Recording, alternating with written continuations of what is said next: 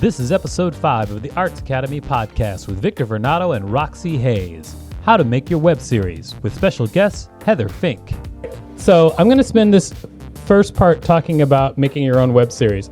And I've done web series for myself, I've done web series for other people, and I've also done web series for like large companies. In fact, on May 5th, on May 5th, a web series that I did for Penguin Random House and Facebook Watch is premiering. It's a game show. Roxy did actually some graphics for that as well. And so that web series is premiering May 5th. So look out for that. It's called The Great Fantasy Debate. And it is famous authors and comedians debating over fantasy topics like what's better? Is it better to be part of the rebellion or part of the empire? That kind of thing. So check it out. It's a lot of fun. Jim Butcher, who wrote the Dresden Files, is on it. So, but anyway, so I've made web series of varying levels for from no budget to hundreds of thousands, and then actually in some cases millions of dollars, because now you can spend millions of dollars and still put stuff on the web, because everything on Netflix is technically a web series. Anyway, so I think that the one thing that people who are just starting out don't think about when they're trying to make a web series is making it sustainable. That's really it. Setting yourself up with some sort of production that is easy for you to maintain. That's the one thing that I think a lot of people don't think about, because when people want to make their web series, they want to impress people. Often they want to make it flashy, and I totally get that. But I think the number one thing when you're thinking about making a web series is sustainability. Like if you are like a one person production team, or you've got just a couple of friends and trying to make a web series, then it's about being cheap. It's about making it possible to execute and something that's easily sustainable.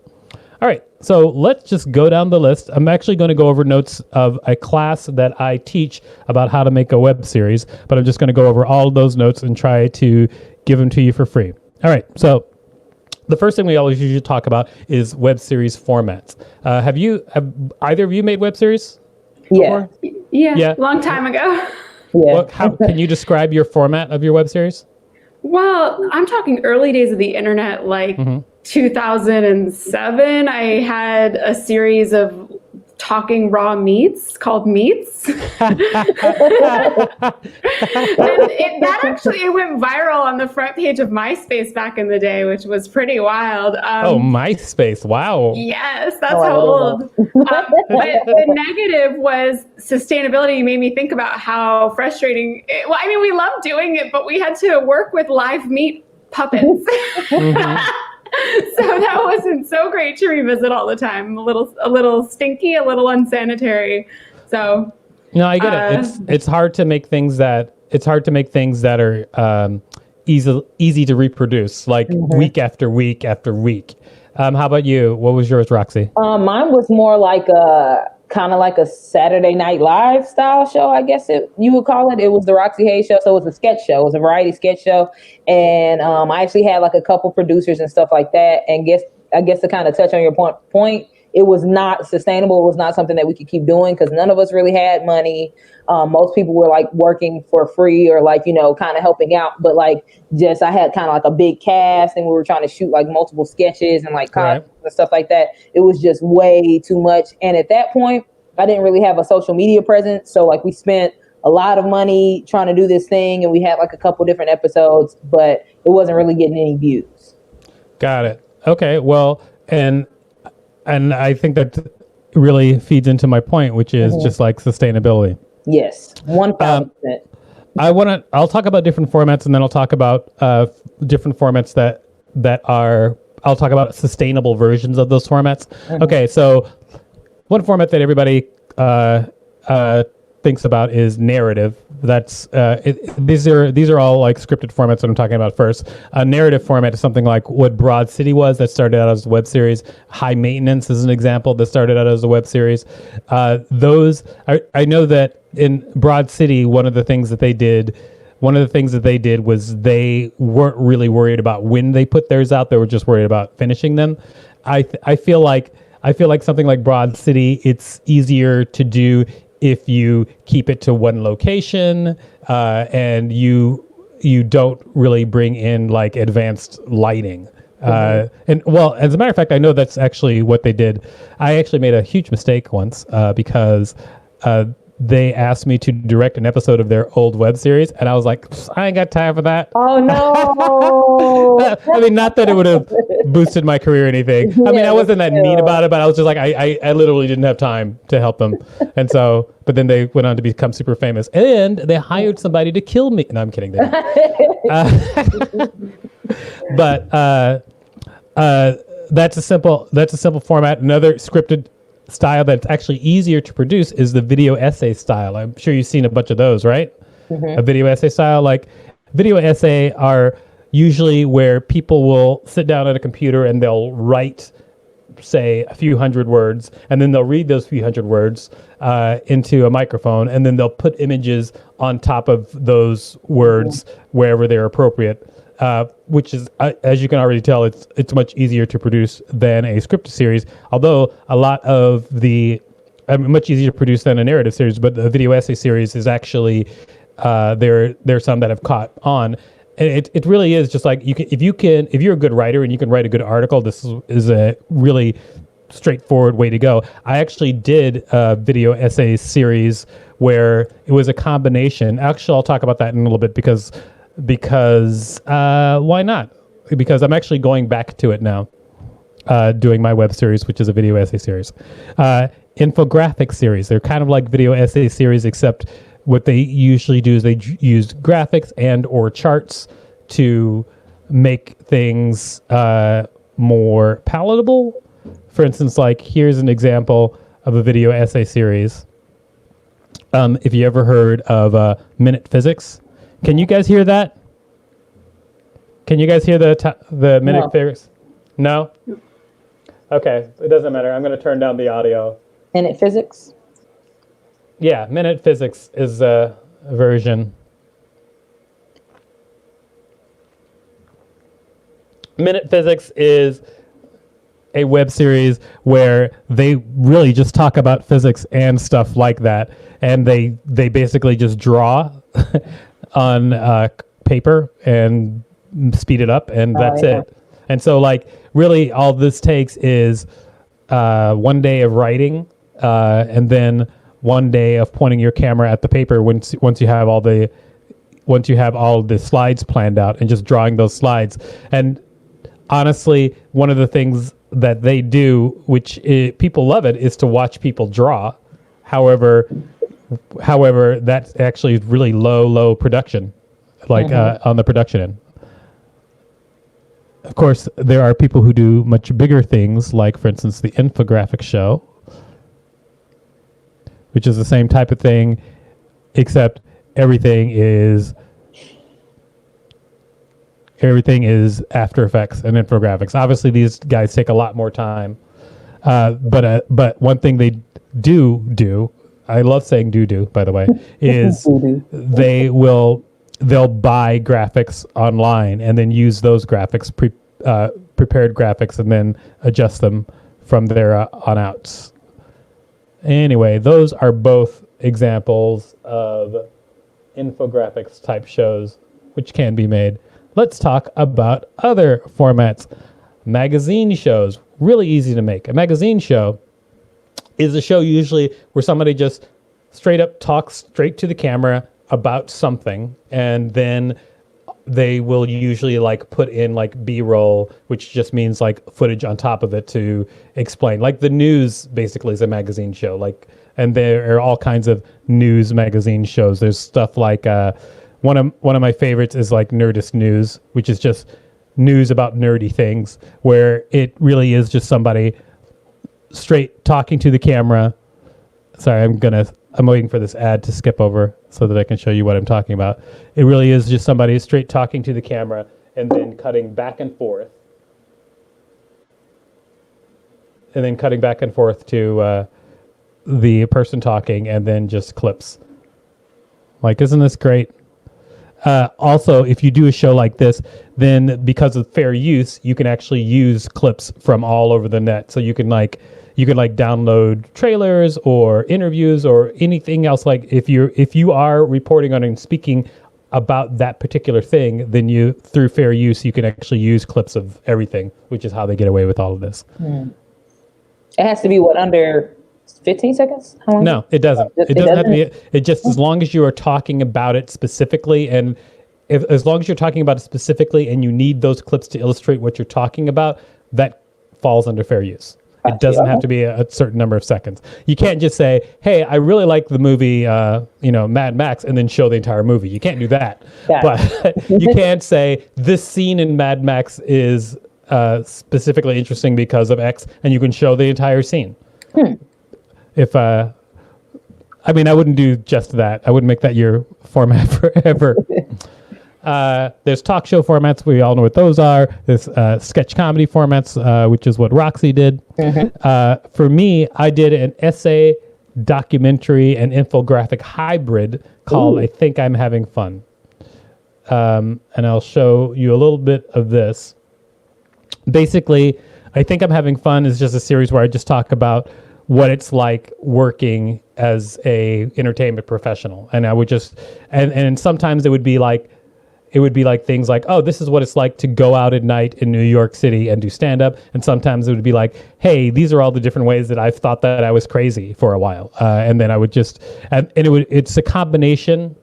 It would be a combination of footage footage. Sometimes I would just walk around with my phone on me and take random footage. This is B-roll that I could get from a regular website like Storyblocks, where I subscribe for $20 a month, and I can then use their footage for B-roll.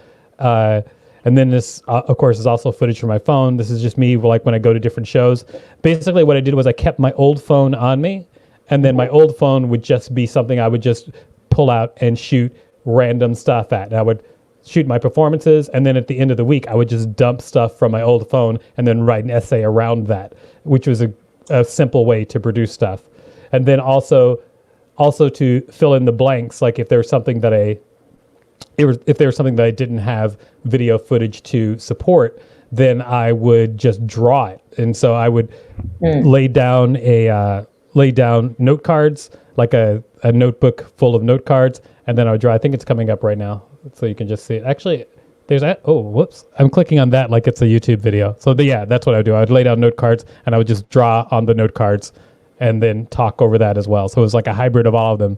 And the way I broke it down for myself was one day I would write, one day I would draw on the note cards. So basically, I would just take 30 to 45 minutes every day, and then one day I would edit, or maybe 2 days I would edit. So basically, by taking I would say up to an hour each day, then by the end of the week I would have a new episode done. That footage is making me miss New York so much. Oh yeah, right. And humans. Anyway. And humans. Are you sheltering in place? Yes, in Los Angeles. In Los Angeles. Yeah. Then of course there's unscripted formats. You can make documentaries. In fact, when you're doing a documentary hybrid, like a lot of people would consider that an unscripted format, I have shot documentaries, full documentary pieces, just using my cell phone, which is totally doable. I want to show you quickly what you can do with your cell phone. I shot a whole documentary about my friend who entered a eating contest at a local restaurant. And so for that, all of this was shot on my phone, and I basically just used techniques that I normally use when I'm working on large shows, unscripted shows for say VH1, but I just did it with my phone. Shot this all within 1 hour, and then took maybe 2 hours to edit it, because I really wasn't trying to make it pristine, but I just wanted to get something out there. But still, it works as a working just cool little documentary thing about him entering an eating contest and almost throwing up at the end. Basically, if you have any story you can tell from beginning to end, even this is me going out to brunch with my friends, and you can tell that story from beginning to end through video. It's interesting. If you take people into any sort of world that they don't normally have access to, and you just show them the details of it, people love it. And it doesn't have to be like crazy. It doesn't have to be crazy detailed. It just has to be honest. People like that sort of thing. Honesty, huh, guys? Isn't that crazy? Woo. All right. When you've picked your format and then you've decided like how you're going to produce your format, and remember, there's still like many formats. There's like reaction videos. There's videos where all you do is sit down and watch other things and then video your reaction, which is a really easy thing to do. There's product reviews. Like people open up products, tell people what they think of them, get millions of views online just because they do it consistently. Vlogs, which are really just like diary entries straight to the camera. There's gaming videos where you play games. I know that you know all about that, Roxy. Roxy's way into games. There's gaming videos where you play games, you comment on it. I think people say that you can get a huge following from gaming videos if you do one of two things. Either you're good at the games or you're funny. And if you're both, perfect. Those are lucrative, super lucrative. Oh, yeah, they're super lucrative. So strange. I know, right? So much money. It is what it is. But if you think about it, like we've got a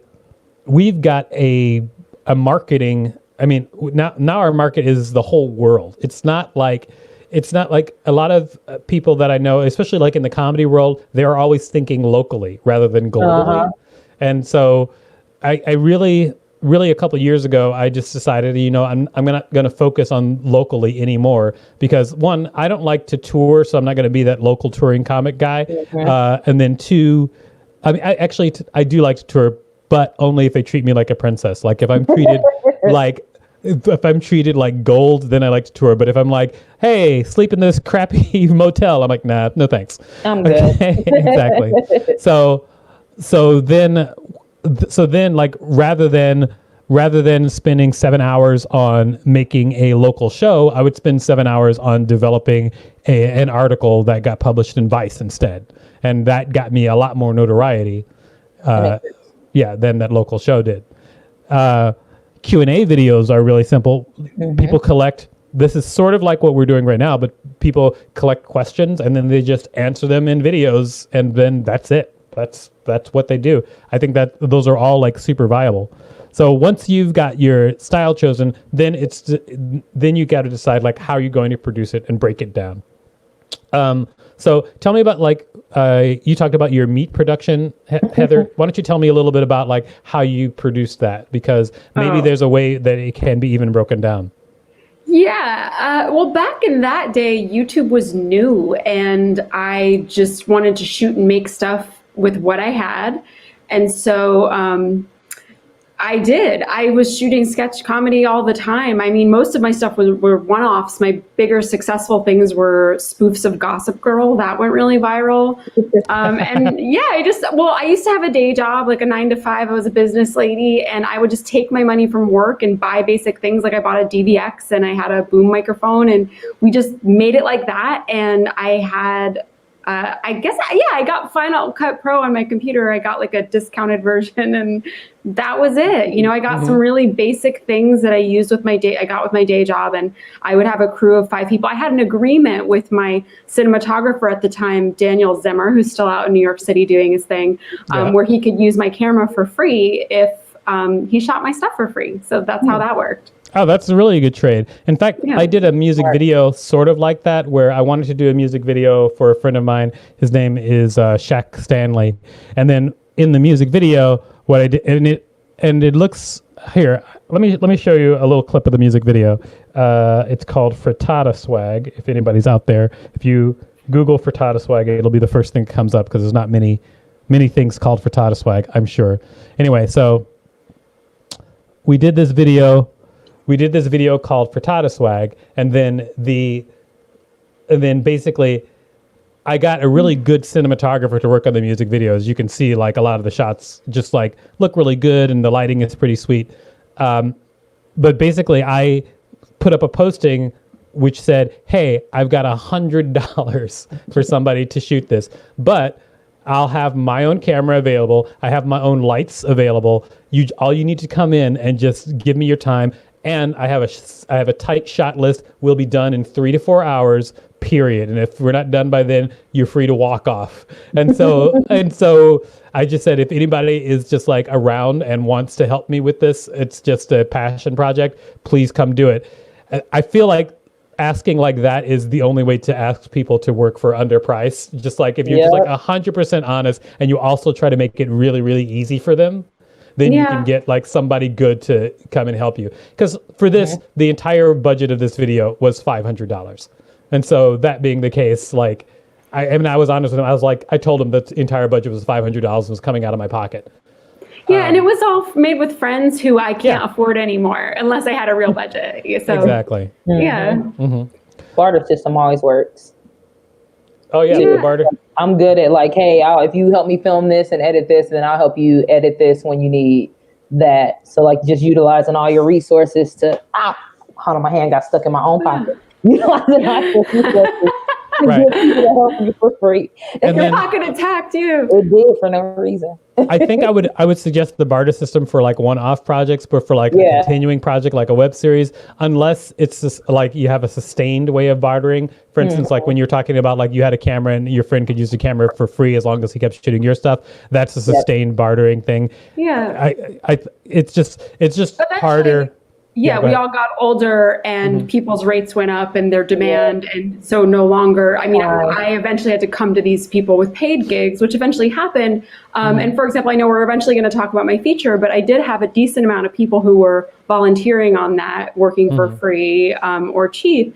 And because I knew that and cared about it, I put in a lot of effort to try to get these people hired get work and help them with their career, give them connections, give them talks on here's how you do this. And I think they can all attest to that. And then I know someone who worked her way up from PA on my feature then was the production coordinator on the next paid gig that I had. And then she worked her way up to producer on the TV pilot I shot after that. So, That's awesome. Now, let me finish this, and then I actually want to get into talking about your feature. So I just want to finish just a couple of things.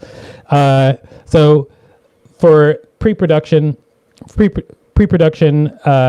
for me, what I usually do is I actually do it by the numbers because that helps me focus. Like a lot of people can go in sometimes and shoot without much written down, but I am a guy who likes to do like a script and a shot list and to be honest, that does help, like, especially if I'm going to try to get someone who's good to work with me, it's good to have all of those things together. If you are, we're gonna buzz right through this because we don't have time to like show people like huge examples. But if you are like trying to write a screenplay, there's lots of ways to write for free. Like one of the easiest is Celtics. That's the free version of that software is out there, and you can write screenplays. There's actually screenplay templates that are out there for Google Docs.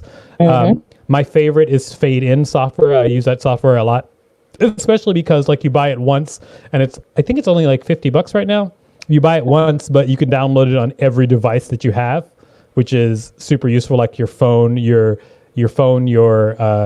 laptop, your desktop. And then you have a copy everywhere, and you can share your files. And I like that very, very much.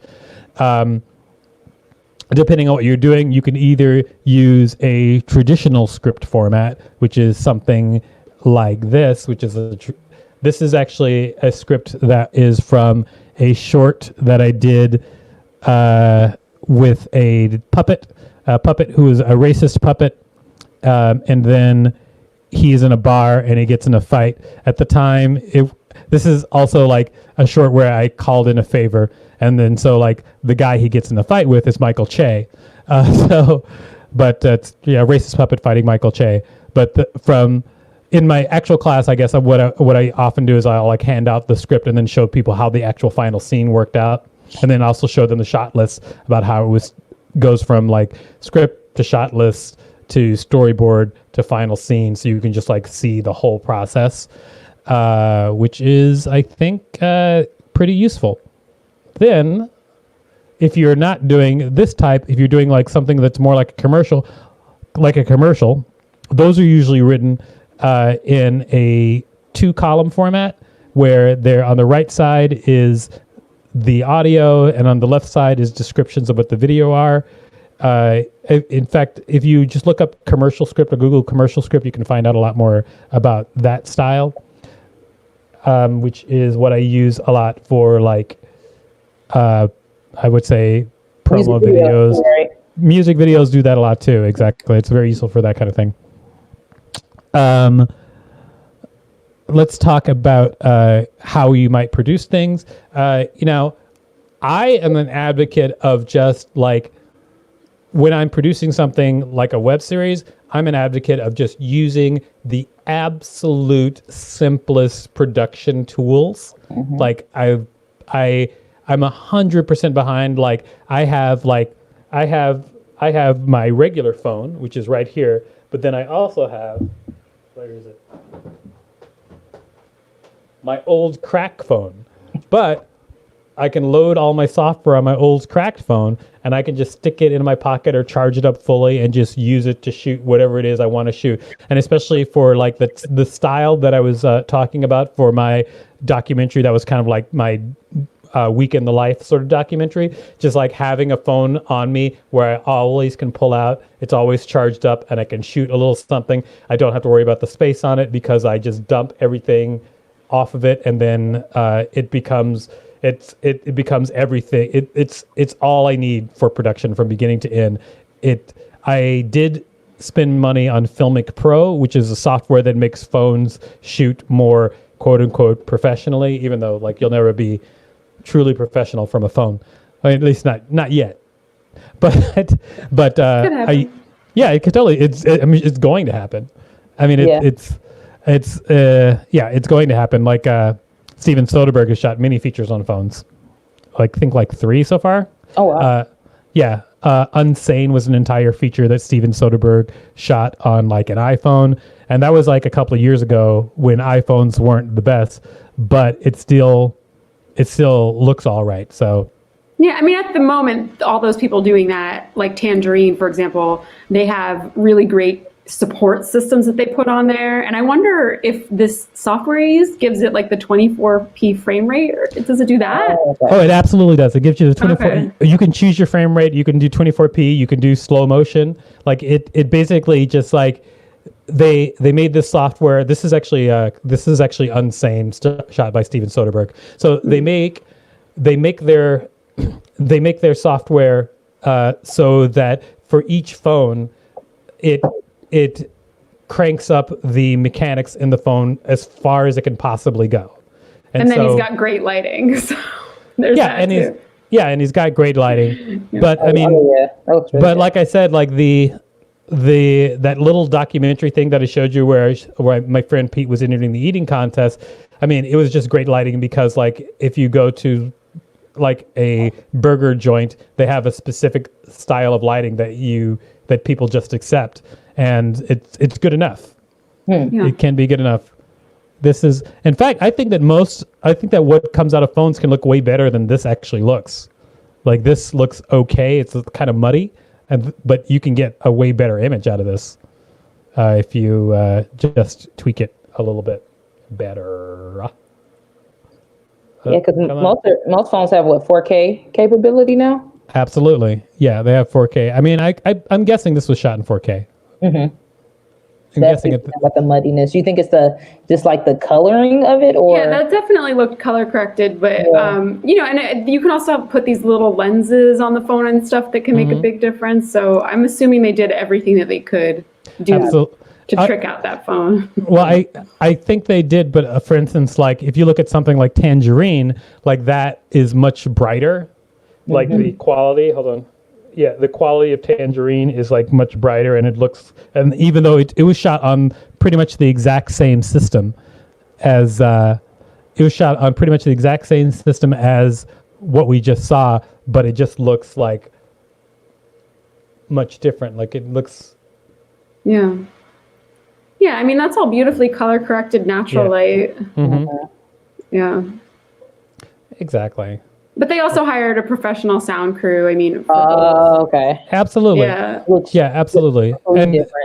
And you, I mean, we're not even listening to the sound, but you can, I mean, you can get pretty good sound with you can get pretty good sound with a non-professional setup, but if you've got the ability to hire a professional sound person, please do it. Because I would say that sound, especially on a narrative, is way more important than anything else. Like, people forgive a bad picture, but they don't forgive bad sound. Yeah, they don't. It replicates a psychological experience, though. It's like, am I watching a movie or am I talking on someone's Zoom conference? You know, that's, I think, why. Absolutely. My full disclosure, my day job is a sound person. So. Oh, okay. Yeah. Great. But one thing about the Zoom thing, I've noticed a lot where people are, like, a lot of large organizations are like making commercials and videos where currently they sound like they're on Zoom, or they sound like they're using their laptop mics, which is unnecessary. They don't have to sound like that. Okay. However, they're doing that because they want to, especially political ads, they want to create the idea that they're going through the same thing that everyone else is going through. Okay. So they're using that audio. I mean, so sometimes it can be a choice, I guess. And in that case, it definitely is, because Elizabeth Warren doesn't have to sound like she's talking to through a laptop when she's making her political ad to endorse Joe Biden. She doesn't have to sound like that, but she does. Yep. I have a question really quick. Okay, so somebody suggested Rode has an iPhone ready microphone. Are there any other like microphones that you suggest, not just for phones, but just kind of on the cheaper side that people can get if they're trying to produce their own stuff?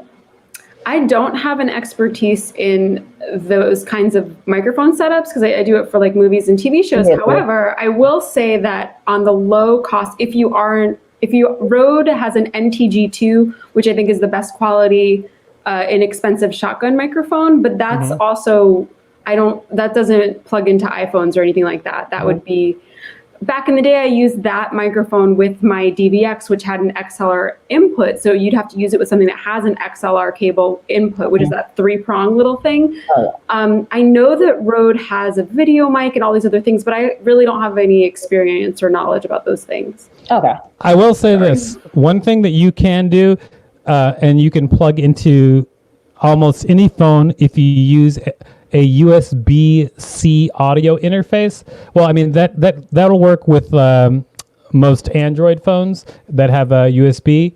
But basically, you can get an audio interface. You can get an audio interface for your iPhone or for your Android that will allow you to plug XLR mics of any kind into your phone or computer. Now, I understand what you're getting at, because, like, obviously professionally, often a sound is recorded separately than the image. But if you're like on a small production, you're gonna want that audio recorded to the same file that the video is recorded to. And the things to search for are audio interfaces, digital audio interfaces, a USB-C audio interface specifically for Android devices with USB inputs. You can. I think it's cheaper personally to get like a small audio recorder and then plug into that, like and then just and I mean, yes, you will have separate audio and video, but I think it's cheaper to get a small audio recorder and plug into the audio recorder and record your audio separately than it is to buy the setup to go directly into your phone. Gotcha. Yeah, Sound Devices now makes a new lower cost alternative to a Zoom or Tascam called the Mix Pre, and I highly recommend that for a variety of uses, video and for podcasting and all kinds of things. The Mix Pre? Yeah, from Sound Devices. It's very high. I mean, what it does is, I don't work for them or anything, but it's just what it does is something that never existed before at that price range. So yeah, under $1,000. Oh, wow. Anyway, just putting it out there. Well, that's great. I mean, if you guys want to know more about that and you go to the Facebook page for Alt Arts Academy, then if you put that question specifically, I can actually look it up and then show you what I might use. Because I mean, I've gone from working on $1 million projects to also working on $0 projects at the start, and so like I have definitely gone into Radio Shack and found the best Radio Shack mic to use.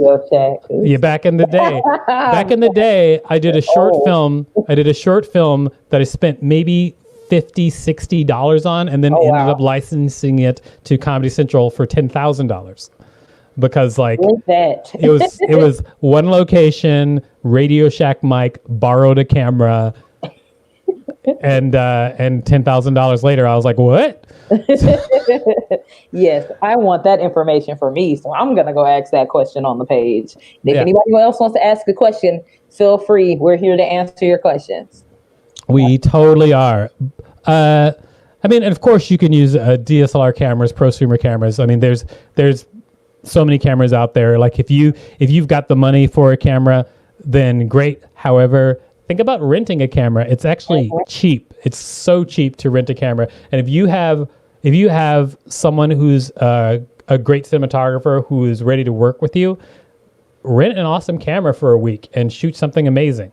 I mean, I guess this is not necessarily for a web series if you're going to be ongoing, but if you are going to shoot like a one-off thing, rent a camera, go like Lens Pro to go. Like it is actually really, really cost effective. You can get a very nice camera for like $100 or $200 for the week, and you can shoot something fantastic. If you want to buy a camera that gives you like a really good image for your web series, then I would suggest.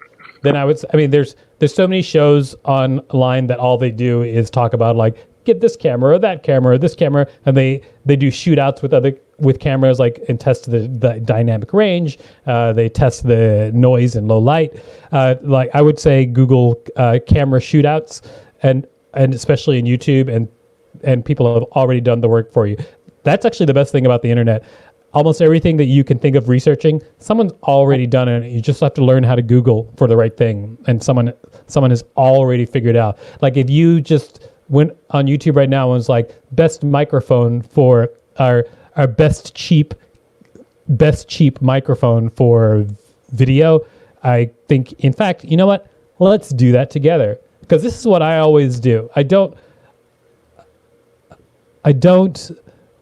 wait for other people to tell me. I just look it up, because someone definitely. I might interject that I recommend local sound rental houses. If you're in a city like New York, Atlanta, or Los Angeles. In New York, it's Gotham Sound, and you can call them or talk to them, and their prices are better than what's on their websites. And they can recommend people of various different experience levels the best quality microphones, and they hand make their cables for less money than the quality of cables you get at like B&H or something like that. So just a hot tip there.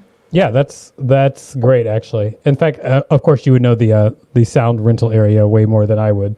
But with sound and with camera, I would say on any budget, well, maybe not on a huge budget, but owner operators are the way to go. Whether you're hiring a sound person or a camera person, people who own their gear are often very economical. With directors or DPs, they want to expand their reel. With sound people, they don't. They're always going to be the most expensive person you hire.